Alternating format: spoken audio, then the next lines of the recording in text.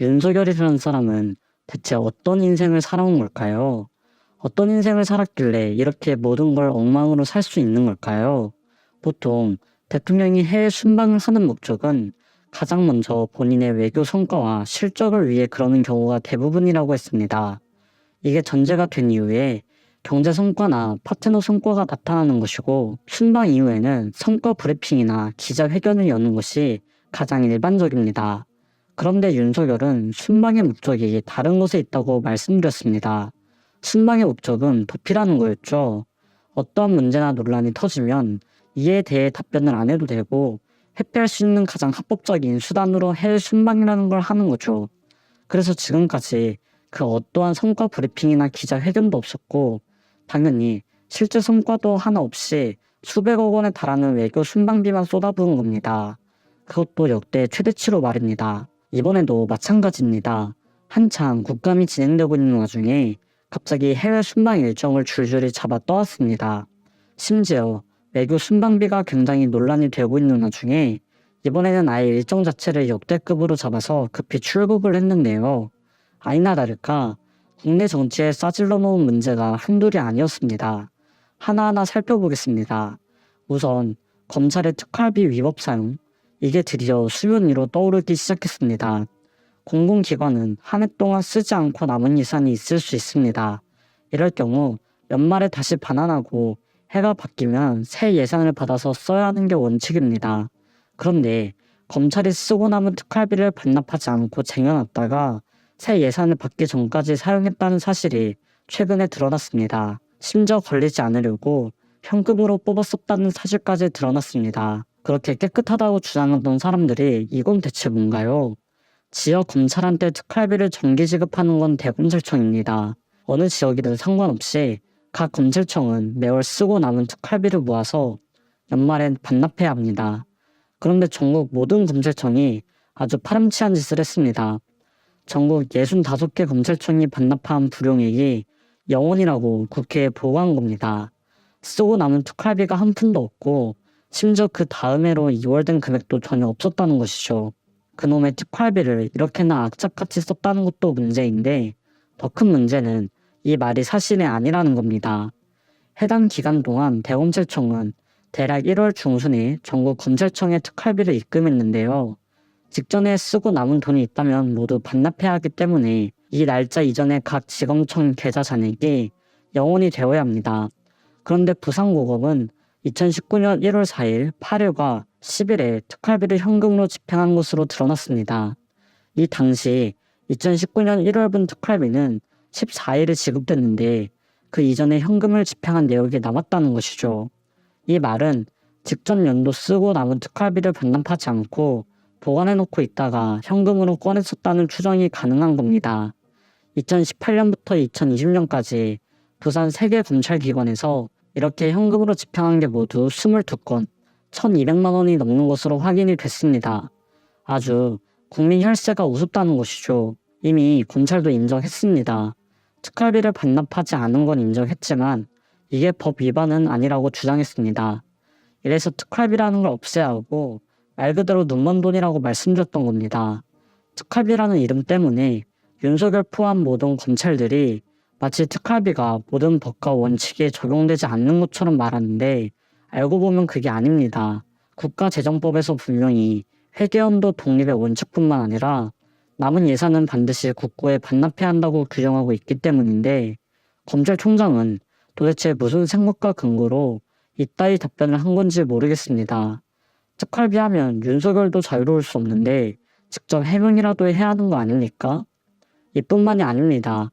김진표 국회의장이 민주당이 제출한 이동관 방송통신위원장과 검사 2명에 대한 탄핵 소추안 철회서를 결재하면서 민주당이 탄핵안을 재발의할 수 있는 길이 열렸습니다. 이제 정부 차원에서 본격적으로 탄핵 절차와 싸워야 할 시점이 됐다는 겁니다. 국힘은 이미 초비상입니다. 김진표 의장이 국회법을 민주당에 유리하게 해석했다면서 권한쟁의 심판 가처분을 신청하기로 했거든요. 그런데 이미 늦었습니다. 일단 민주당은 국힘의 속내를 뻔히 알고 있기 때문에 빠르게 처리를 한 겁니다. 국힘이 노란봉투 법과 방송 3법 표결을 막으려고 필리버스터를 할 것으로 생각하고 신속하게 발의한 거고, 이렇게 되면 본회의 보고 후 72시간 이내에 표결하지 않으면 폐기됩니다. 그런데 국힘이 필리버스터를 포기하면서 72시간 내 탄핵안에 대한 표결 가능성이 막히자 민주당은 탄핵안을 서둘러 철회한 것이죠. 민주당은 본회의에서 탄핵안 보고는 했지만 정식 안건으로 상정된 것은 아니기 때문에 부결 안건을 같은 회기 중 다시 발의할 수 없는 일사부재의 원칙을 위하지는 않는다는 입장입니다. 연이어 붙어있는 국회 본회의에서 탄핵을 흔들림 없이 추진하겠다는 것이죠. 한덕수도 할 말이 없습니다. 유감스럽다는 입장을 밝힌 게 전부입니다. 한동훈도 마찬가지입니다. 이정섭 차장 같은 경우는 사실 그동안 계속 수사했던 사람은 아니고 이번 인사로 옮겨서 담당을 하는 사람인데, 공직자가 어떤 의혹을 받거나 그랬을 때 탄핵이 되려면 그냥 불법이어도 안 되고 파면을 할 정도의 중대한 불법이어야 하는 것이어야 한다는 입장을 밝혔습니다. 그러면서 민주당은 제가 생각하기에는 일반 국민들보다 중대한 불법에 대한 더 관대한 기준을 가지고 있다. 샴푸 정도는 세금으로 사도 별거 아니라고 생각하지 않느냐, 이런 정치적 발언이나 하고 있습니다. 본인들의 실직과 직무유기는 전혀 생각지도 않고 있다는 것이죠. 윤석열 본인에 대한 논란도 이미 심각합니다. 드디어 만점 비용에 대해 국감장에서 질의가 오갔는데 대통령실도 답변하느라 진땀을 빼고 있습니다. 본인들이 당당하지 못하니 진땀을 빼며 말도 안 되는 소리나 늘어놓는 게 당연합니다. 윤석열이 시도지사와 참모를 대동하고 저녁 식사한 뒤 나오다 일반인에게 촬영된 이른바 부산 횟집 사건, 많은 분들이 기억하실 겁니다. 이와 관련해서 윤재순 대통령실 총무비서관은 대통령실이 식사비를 계산했는지를 묻는 질문에 공개할 수 없다고 답변을 했습니다. 무슨 지하벙커에서 식사를 했나요? 아니면 국가안보에 치명적인 내용이 담겨 있어서 모든 걸 비공개해야 하나요? 부산에서 술 좋다고 횟집에서 회식한 인간들이, 심지어 모든 걸 세금으로 결제한 사람들이 뭐가 당당해서 이렇게 대놓고 공개할 수 없다고 답변을 하는 건가요? 그대로 인용해드리겠습니다. 주철현 민주당 의원이 일광수산 횟집 경호 실패 지적이 나왔는데 우리 정확한 계산 내역을 요구했는데 대통령실이 결제한 게 맞느냐는 질문을 합니다. 이 질문에 윤재순 비서관은 이렇게 답합니다. 대통령의 국정 수행하고 관련된 부분이고 재판 진행 중인 사안이라 제가 공개한 것은 적절하지 않다. 이제는 술 마시고 회식하는 것도 국정 수행인가요? 우리 국민들은 대통령이 세금으로 술 퍼마시면서 회식하러 다니라고 열심히 뼈 빠지게 일해서 세금을 내는 게 아닙니다. 그런데 이제는 이런 회식조차 국정 수행이다? 그래서 국정 수행 지지율이 30%대를 못 넘는다는 건 생각 안 해봤나요?